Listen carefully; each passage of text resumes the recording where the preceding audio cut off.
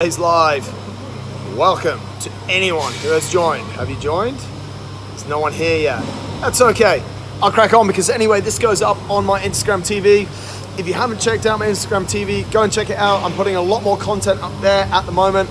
I put over there yesterday a 5-minute flow routine, which you guys can follow every day or use it every day just when you get up.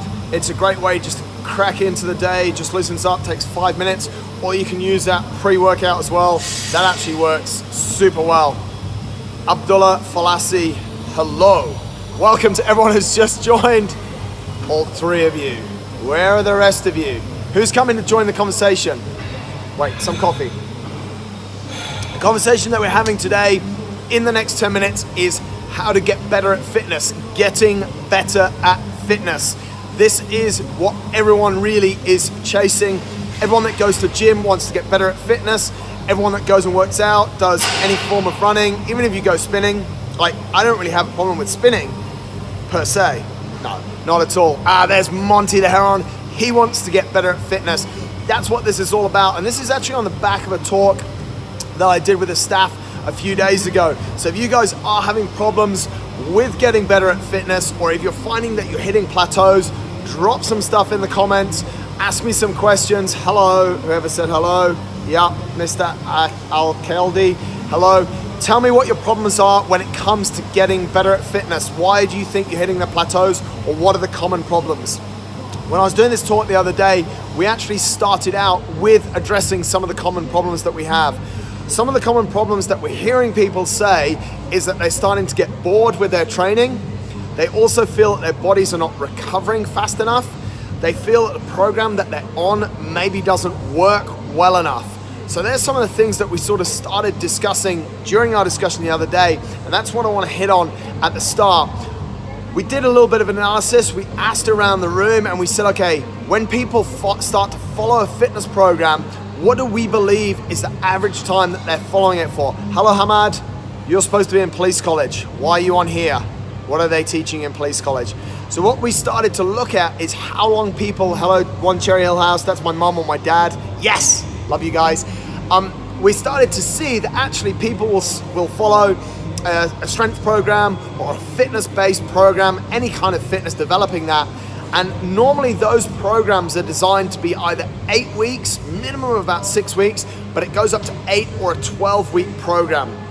What we're generally seeing is that a lot of people follow a program for 2 weeks, then say that they get bored, and then claim that the program doesn't work.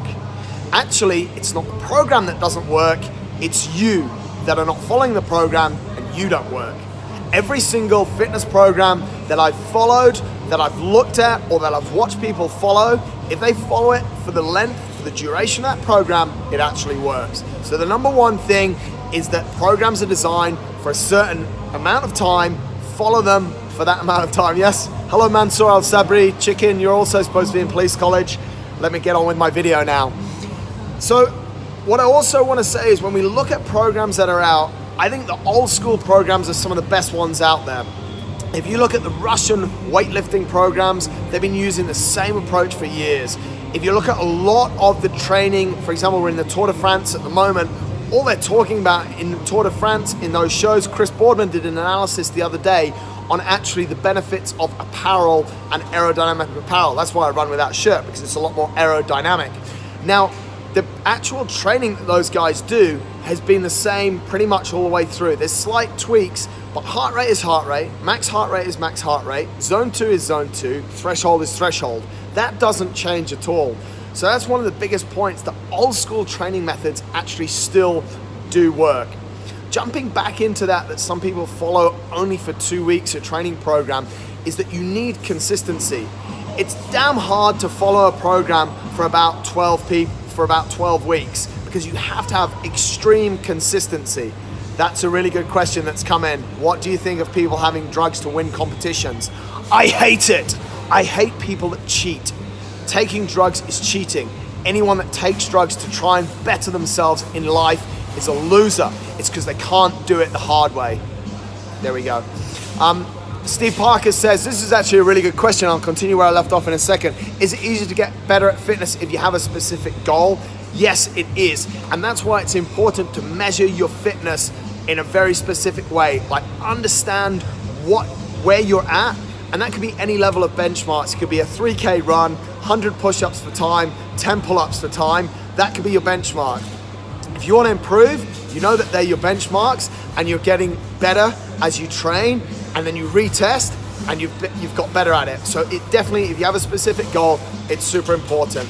But consistency is really the key here. You need to be able to have a mindset that says, yes, I'm going to continue doing what I'm on this program to do, whether it's back squat, whether it's running, jumping, flying, not eating for a prolonged period of time. A lot of people will say, yeah, it's easy to do it for 12 weeks. Try it. I guarantee you most people drop out after 2 weeks. No, I don't want pizza, Mansoor. But you eat a lot of pizza, that's why I beat you on the bike. Moving on. People are not willing to do boring things. A lot of training is quite good fun, but a lot of training actually gets quite boring. There are a finite, infinite number of moves that we can use. But for example, if I want to get your legs strong, I know you asked the question, Marwan. I answered it. I hate people that take drugs. I'm scrolling down here. What do you think of people having drugs to win competitions? I hate it. I hate drugs. I think performance enhancing drugs are terrible. I've done a lot of shows about this. I think it's absolutely terrible. People should be banned from the sport for life and should never come in my life either. I hope that answers your question, mate. If you have some questions, put them down there. What I'm saying now is that some workouts get boring. If you want to train your legs, there's a finite number of ways we can train your legs. You're definitely going to have to squat. You're going to have to do some variation of lunge. For 12 weeks, that could get boring. So be ready to do boring things. I think that's one thing that is super important. Another thing is a little bit about training the mind. What I'm talking about here is that through fitness, through long workouts, through running a long distance, through doing a 60 or 70 minute CrossFit workout, an AMRAP, through going for a 5K swim, you're actually doing a lot of good, boring stuff. And that is super important to develop mental fitness. To get better at physical fitness, you also need to be mentally stronger. That's something that's super important. And I believe that you start to develop that mental toughness by doing long workouts. You don't need to do long workouts super often. What we said there was about every 4 to 6 weeks. It's super important. That's going to help you get better at doing the boring stuff and get better in the long term. A final point that I want to put in this live today is about understanding various effort levels and intensity levels. When we say you need to go at a rate of perceived effort of a 3 or a 4, zone 2, and people are jumping into rate of perceived effort zone 6, zone 7, or rate of perceived effort 6 or 7, gray zone, they don't understand the stimulus for that particular workout. When the workout demands rate of perceived effort 10 out of 10, red zone, threshold, all in, wanna die, you have to be ready to do it. And this is one of the biggest things. I see people doing zone 2 workouts, or what's designed as a zone 2 workout, at maximum intensity. And they do not understand how effort should work and what effort they should be putting into each workout.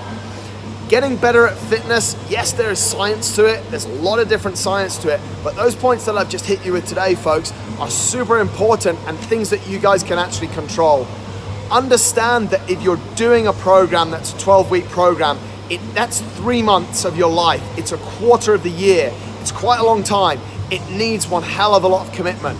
You need to be ready to do it for those 12 weeks, and that's why a lot of people just can't do it. They drop out after 2 to 3 weeks. Getting fitter, getting better, spending that time takes a lot of time and is sometimes boring. It's not always super interesting. So you've got to be ready to be a little bit bored sometimes in your training. It's not always super interesting, but that also comes down to training your mind. Steve Parker's point there is super, super important. Thanks to everyone who's joined, by the way. I love you guys. Steve Parker's point is super important, is that you need specifics. That doesn't have to be, I want to get to the CrossFit Games. That doesn't have to be, I want to run a marathon. That could just be, like, a specific goal could just be that I want to be able to do 100 pull-ups in a lot faster time than I can do them today. That could be a goal. that's what I've got for you today, folks. This video is just 10 minutes. It's going over my Instagram TV. Go check out my Instagram TV. Loads of cool stuff there. And please check out the NFL